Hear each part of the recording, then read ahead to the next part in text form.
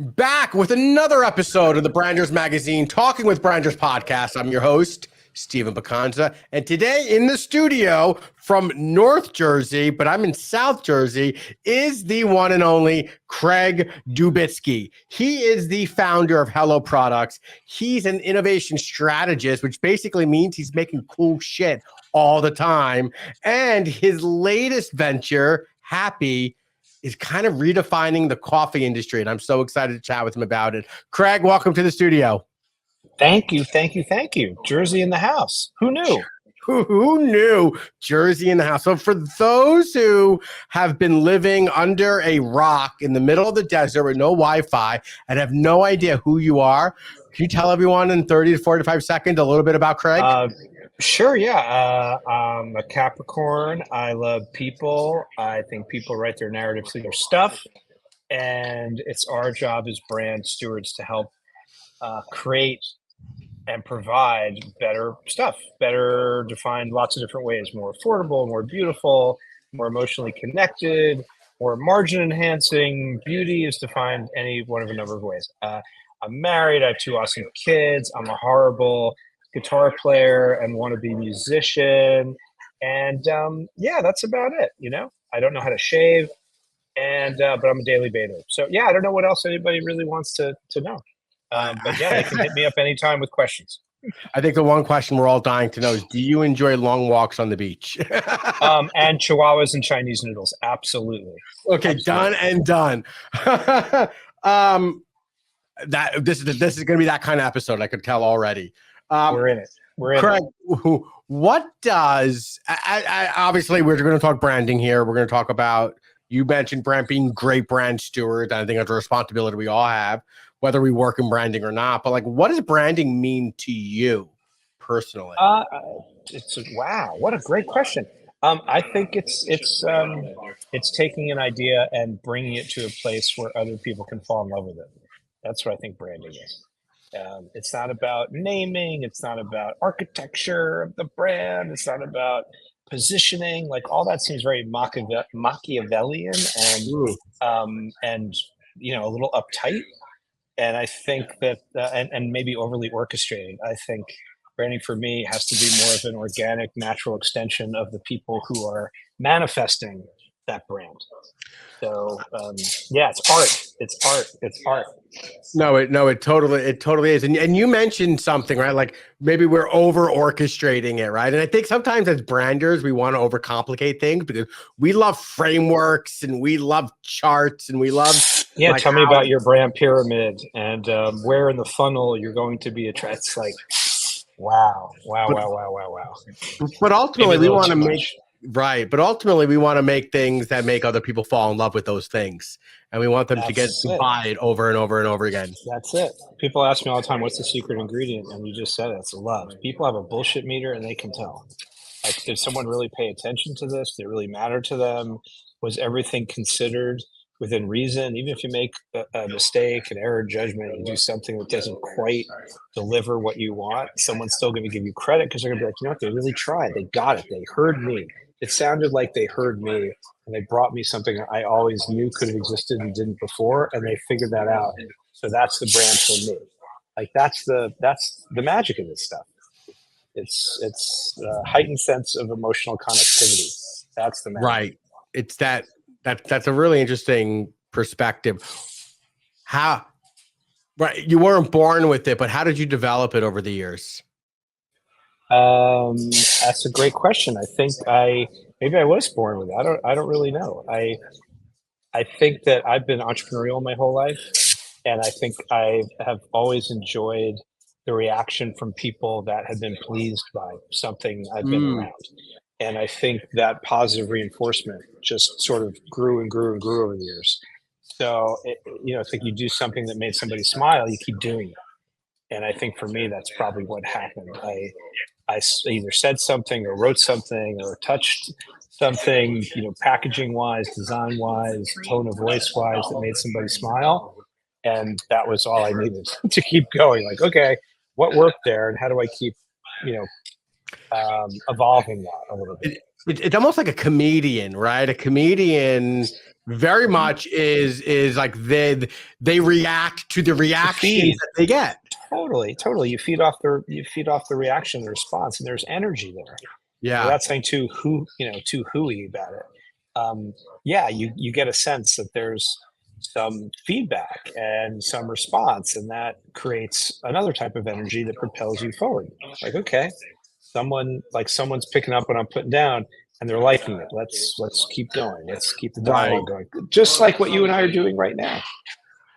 It's amazing how having a great conversation, also like dancing. If I was a terrible dancer and you were doing, an amazing cha-cha and I couldn't follow, we would have looked like we would have two left feet. So we have to jive, right? We have to find this rhythm. And if you add a little comedy to it, all of a sudden that becomes the funniest, coolest thing ever.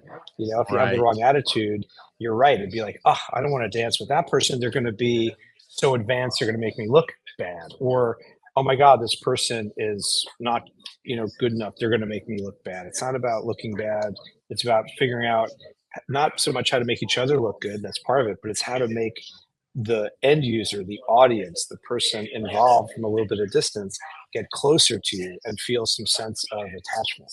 That's the magic. So I think part of it is you got to sort of look away from yourself a little bit, or your dance partner, and figure out what's going to get that third party excited and feel like something real is happening that they can be part of.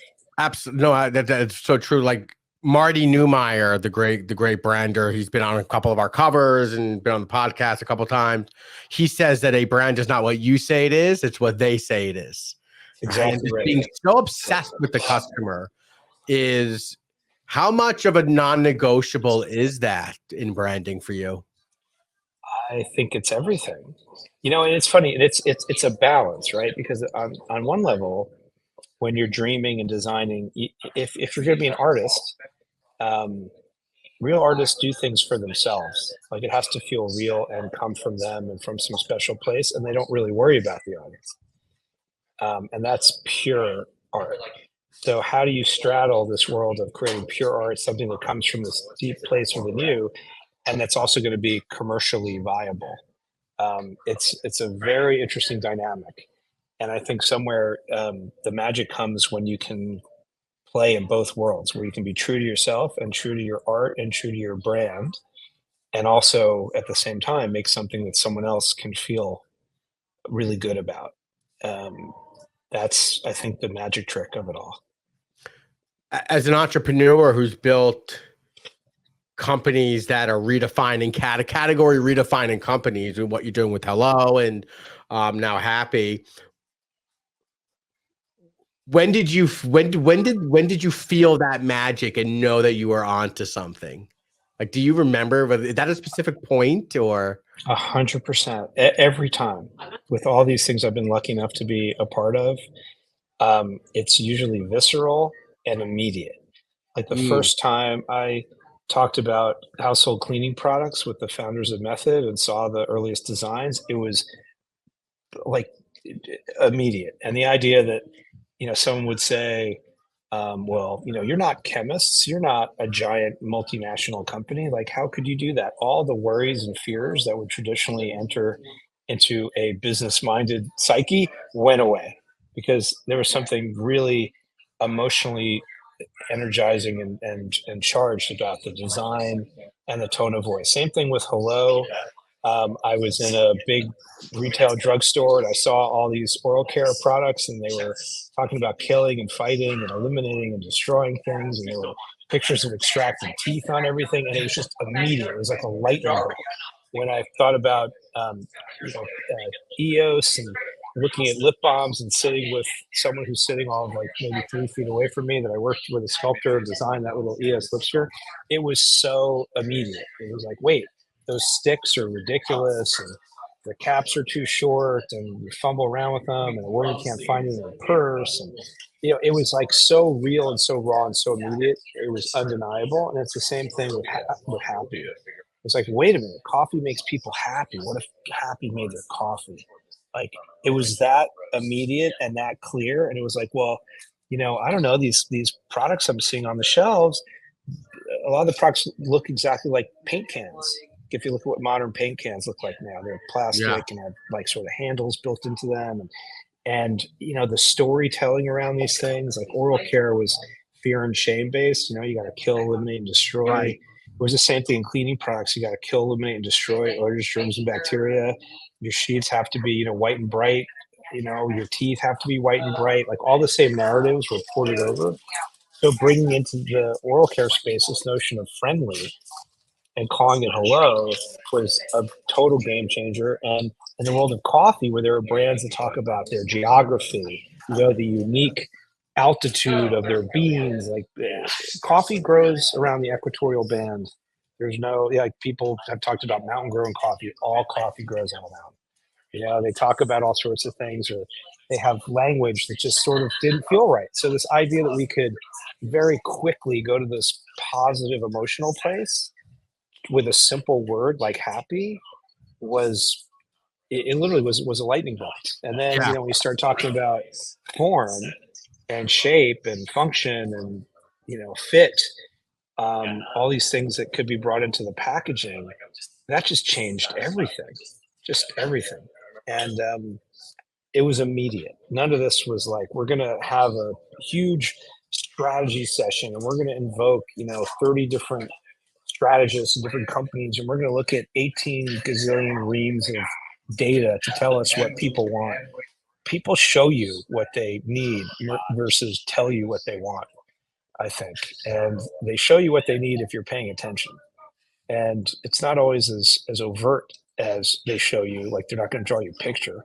Maybe in a focus group, you think they're drawing you a picture, but that's still like reactive versus living the brand and really living in the shoes of other people that you want to touch. Yeah. And that stuff you can't knock off. You can't outsource soul. You got to be in it. So insightful.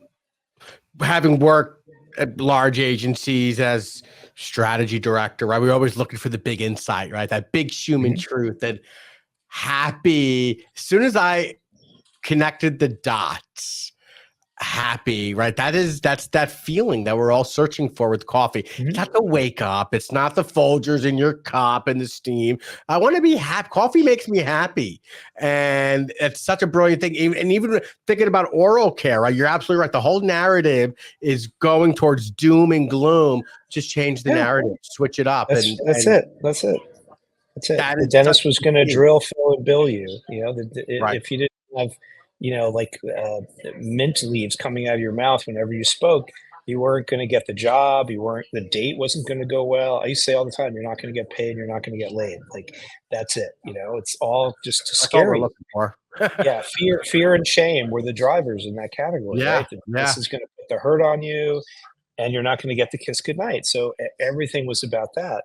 In coffee, it's like you said, it's like a lot of euphemisms around waking up and, energy and how much more caffeine we could give you, or, some sense of tradition or ritual that usually is manufactured. Like you make your own rituals now. Yeah. You forget, case in point, Craig, this morning, my wife, beautiful morning in New Jersey, as we stated already, she goes, before you leave, you want to go have a coffee with me on the deck? And it was a happy moment, it's right? Beautiful. And I think back spot in your day. The best part of my day, right? It wasn't waking up. It was that damn cup of coffee that I had. With her, right? On the deck. Yeah. On the deck. It's amazing. I've done a bunch of work in the flushable wipe category, right? So I work with Dude Wipes. I talk about a game-changing brand. And the big insight that we had come up with is like wet clean better than dry. They want to go after toilet paper, but it's nothing novel about it, right? It's just changing with the norms that we think are the norms because it has never been changed. And I feel like that's what you're doing with your products. I hope. I mean, I think it's playing on the emotional playing field, way back in my time, I was on the board of Method. I used to say, we're never going to out tide, like tide is tide, and we're never going to out Windex. And with hello, we're never going to out. Yeah, we're not going to out Colgate, or out Crest.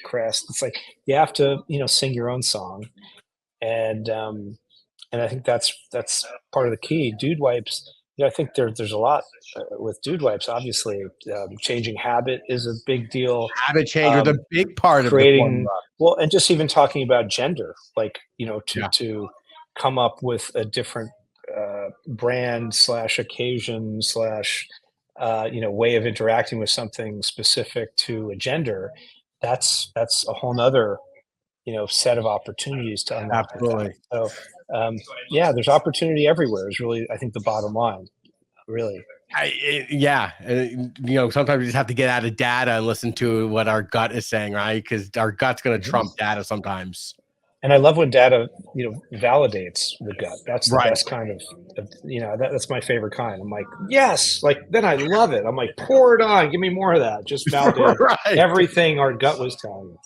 More There's a reason coffee why for those everyone. numbers, seriously, there's a reason why those numbers come back when you're onto something, because you've tapped into a real human truth. Yeah, And those things tend to have big numbers attached to them because we're more alike than we are different. And I feel like a lot of brands try to look for these little nuanced tiny differences, and then that's going to be their wedge into the market. And I'm sort of looking the other way. We're looking for the things that we actually have in common, and how do we look at humans, not targets. And I think yeah, that's what we're really really obsessed with. yeah, yeah. So happy. Why does Mhm. the world need another coffee brand? It needs happy more than it needs another coffee brand. So I like to say we're in the happy business, and coffee is our delivery mechanism. I can tell you all about our coffee because it's exceptional. Like if we were just Looking called forward to trying happy, it. and yeah, and we had nice packaging, you'd say, well, wow, that's great. They like design and they're such clever wordsmiths. Like that would be great. But then you might buy the product once. Yeah, We're trying to make this dent in this particular universe, and to make that dent meaningful, yes, you have to have an attract mechanism. Yes, you have to have a reason to believe. Classic, P&G thinking there. totally. But it is important.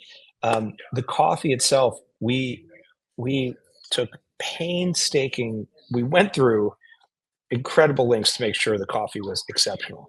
So, from sourcing the beans from over 35 different countries, blending the beans, roasting the beans at a lower temperature for a longer duration, took away the char.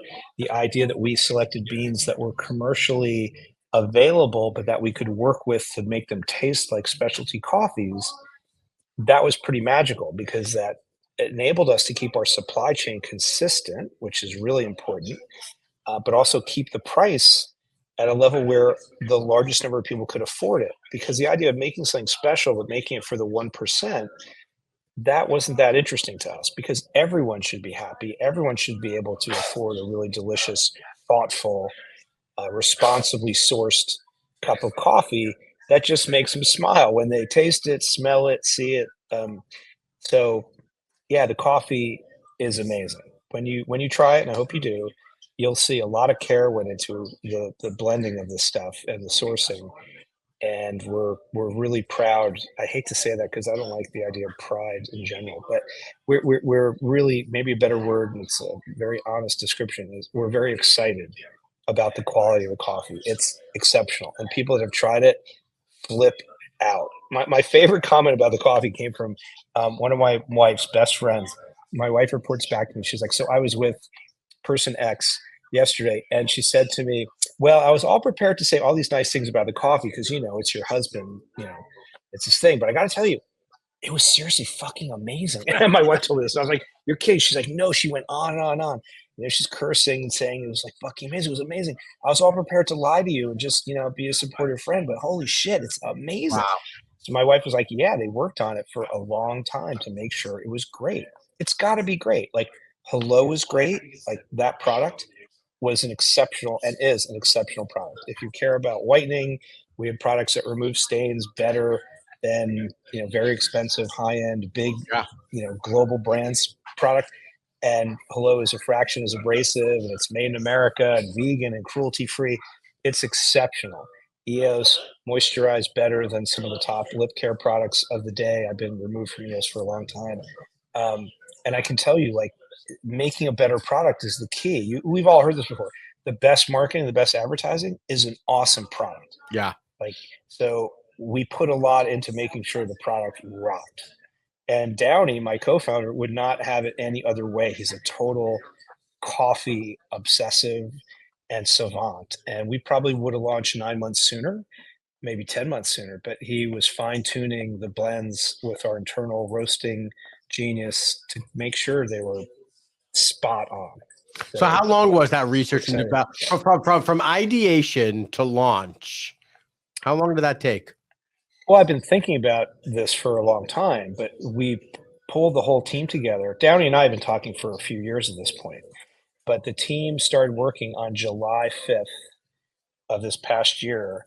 And what's so amazing is we literally, that was the first day, was July 5th. So we're coming up on a year. Yeah. And we unveiled the brand on January 30th.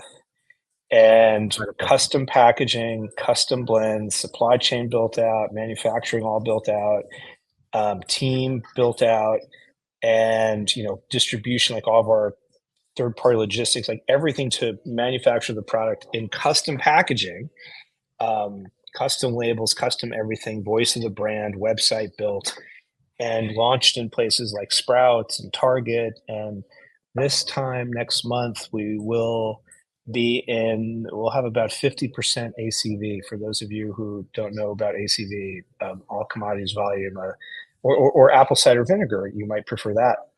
But ACV is, a metric used to represent the number of available doors where your product could live at retail, and what percentage of those doors you're in. So for us to basically have 50% penetration across food, drug, and mass after only a few months with a custom product, we're really excited. It's just a testimony to the passion of the team, and that's it. It's all about the team. It's always people. So sounds like, you to launch a brand in 6 months, essentially, right? More or less.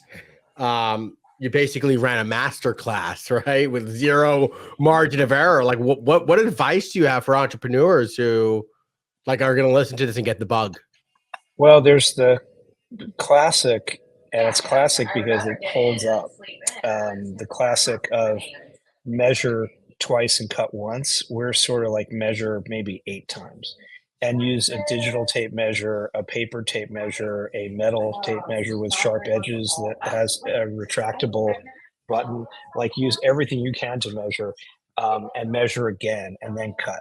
So that's a big thing. I can't stress that enough. The other thing I'd say is, you have to be the ultimate true believer in what you're creating, because you're going to talk to other people, and it is all about other people. You can have the greatest idea in the world, but if you don't surround it, if you don't magnetize it so that the coolest, smartest, best people can join you and do their coolest, smartest, best work, whether that's internal or an external partner, then you're leaving a lot to chance. And you don't want to leave too much to chance, because you're putting your life's, time and blood and energy into this thing, whatever that thing may be. So make sure you're a good listener with your partners. You have to be able to really express in a very, again, passionate and meaningful and hopefully believable way. Like, have the backup. Like, you can't just say, well, I think this. You have to really do the work. You got to do the homework. That's part of measuring multiple times. Like, you have to know everything you can about the category. You have to know everything you can about manufacturing in that category, everything you need to know about who distributes that particular product in your category, who carries it, how and why someone might take it on the retail side or your e-commerce partners. And then, most importantly, like, why someone's going to fall in love with this. What is different and special and magical about what you're creating that someone else couldn't readily do? Like, I use expressions like, you can't knock off soul, and people have a bullshit meter, and they can tell if you're going through the motions. Like, if I see another, I don't want to sound like I'm being unfriendly towards other people's brands, but I see a lot of ingredient strategies across different categories. Doesn't matter if it's skin care, hair care, personal care, cleaning products, beverages. There's just ingredients are okay, but if you have a cool ingredient, someone else can get that same ingredient. So it's not so much about ingredient, it's about the soulfulness of what you're doing, the real purpose behind why you're doing it. I meet a lot of entrepreneurs and your thing as well. We're going to get in there and disrupt the market. I'm like, it's not about disrupting. It's about delighting. Why is like, no one has ever Everyone said, wants hey, to be the honey, next Liquid Death.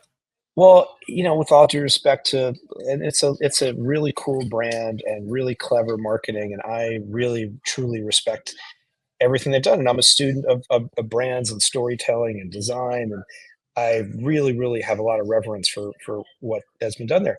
And that's terrific. But then I see brands coming out that are trying to be like the anti version of that or a Me Too version of that. And we're going to be when someone says, I want to be the blank of blank, to me, that's always troubling.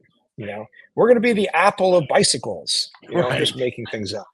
Right. We're going to be the, fill in the blank, right? We're going to be the Uber of Netflix X. of exactly. Like whenever I see that kind of stuff or hear that, I'm like, well, is that a real reason why someone's going to fall in love? Are you just out to try to again disrupt something?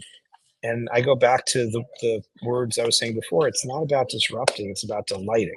And if you delight people in a category and in a way where they haven't been delighted before, then you end up being disruptive to the people who are not delighting that audience. You're not being disruptive to the audience. You're being disruptive to the people that aren't bringing delight, Yeah. which is usually a competitor.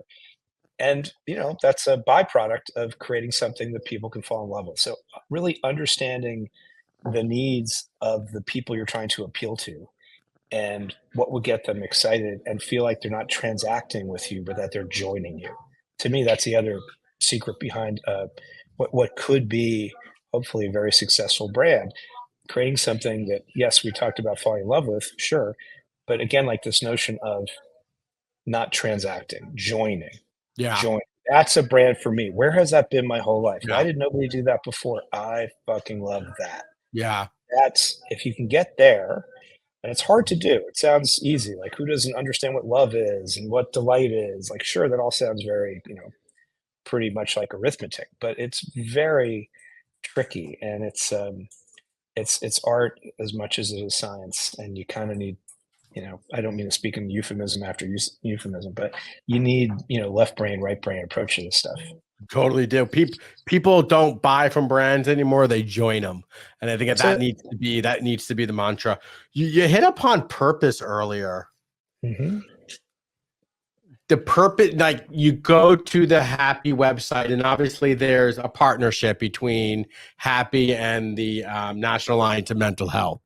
Yes, would you NAMI. say that ladders up to like a larger brand purpose?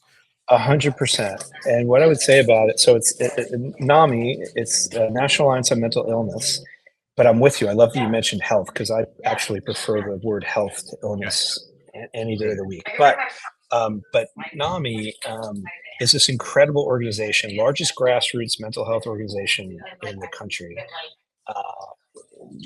Literally in almost every community across the US, you can find a NAMI chapter. It's really, really far reaching. They developed 988, which is the first nationwide hotline, the 911 for mental health. They have a partnership with Apple that I don't know that they've talked too much about, but if you summons, I won't say her name because it'll interrupt us, but SIRI, and you say, hey, SIRI, I feel depressed, you won't be tracked or anything. Don't worry about the privacy aspect, but NAMI shows up on your phone. It's amazing. So NAMI is this incredible group, and a lot of brands talk about mission and purpose. And what we've talked about here at Happy is as important as mission and purpose are, we feel like we're ratcheting that up to a new level to this world of responsibility.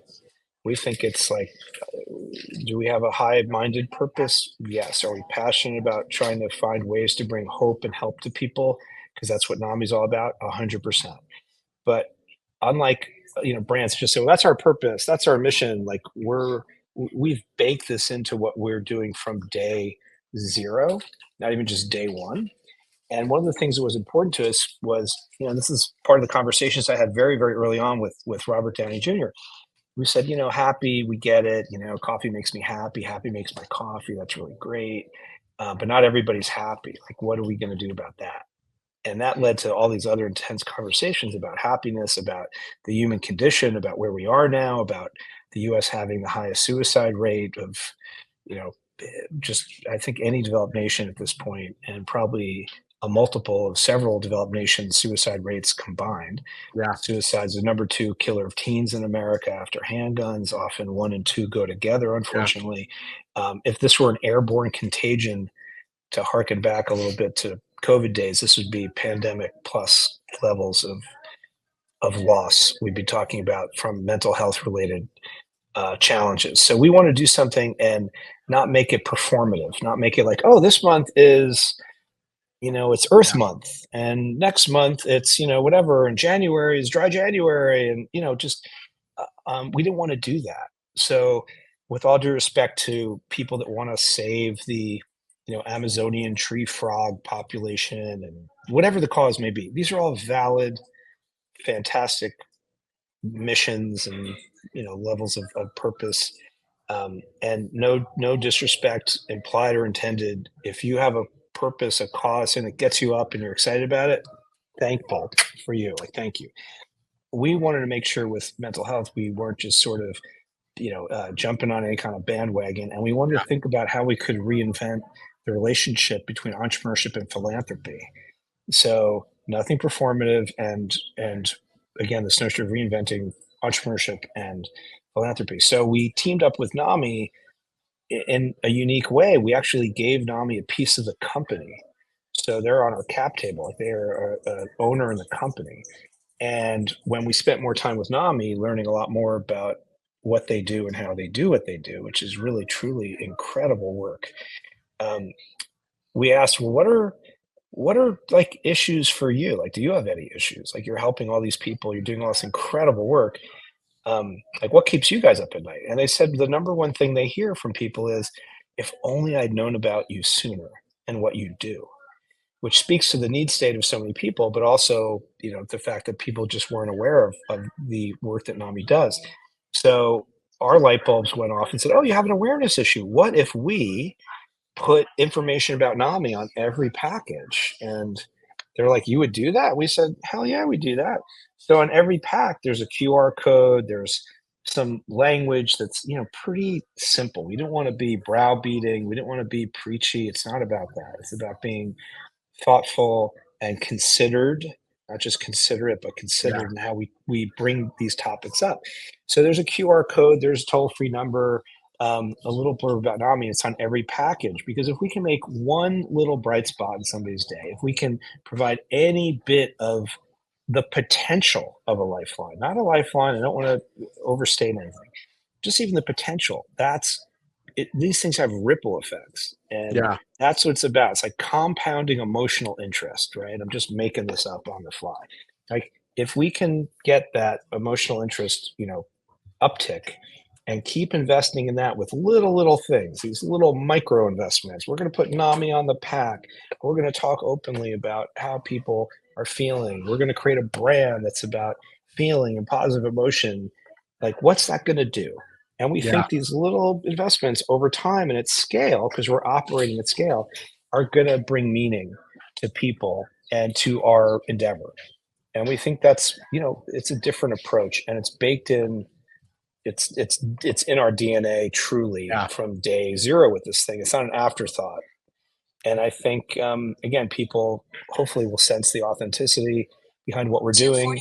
And the team, again, is looking at this, again, as responsibility, not as purpose that we can, print on a t-shirt and just feel Right. good about. You're not just checking a box That's right. because it's the thing to do. And I think even more so than authenticity, it's so sincere. Like, anyone who hears you speak, anyone who knows your story, knows, with the products that you have worked with and touched, like, you are so intentional and just so you yourself being purpose driven that, like, this, as much as, like, wow, what you're doing is so new and groundbreaking, I would expect it from you, Craig, because I think Aw. you are the trailblazer to do something like this, and there's not too Well, many out there. I appreciate that. I just bring it all back to, and I'm not just bullshitting this. And I'm surrounded by people on our team right now. Like literally, we're just in an open space in my house in Montclair, New Jersey. Yeah, sorry about that. But we're cranking this little vampire weekend going on in the background right now. It's pretty nice. I love it. It's all about the team. It's all about the team. So,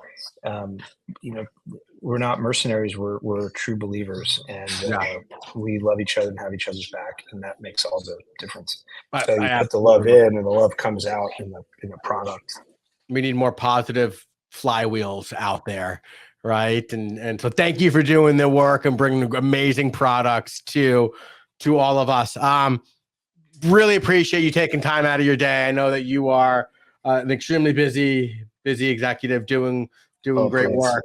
Tell everyone tell everyone, how can they buy Happy? How can they get in touch with you? Where do sure. Whatever. Sure. So the easiest place for most, I'm not doing this in any order, but Amazon.com/happy. If you go there, I bring that up first because there's a really fun video with my co-founder up there. So it's just a nice little fun break in your day. So go check that out. But we're obviously on Amazon, our own website. Yes. Target stores. We just launched RTD, our ready to drink products, which are unbelievably delicious. And for those because I just held up something that's like a dessert, we have cold brew. It's only 10 calories. It's But we have ground coffee, whole bean coffee, instant coffee that, by the way, is incredible. It's not your grandparents' Senka. No. It's epic. So Target, I mentioned. Sprouts, I mentioned. We just started rolling out in CVS stores. You'll start to see it in a lot of other stores coming soon. The RTDs are in Walmart right now, but again, this over the next 30 days, 45 days, it's going to a lot of doors. Amazing. So I mentioned Amazon first and our website second, but a whole bunch of other doors. Again, Target, Walmart, certain CVS stores, Sprouts, all doors. More coming. So watch the space, and we're beyond over the moon right now. As you should be, and you'll be watching me drink Happy on the next episodes of the Talking with Branders podcast. And for more on us, go to brandersmagazine.com. And for more on me, I'm at stevenpicanza.com and now also themovetic.com. You can learn more about me there.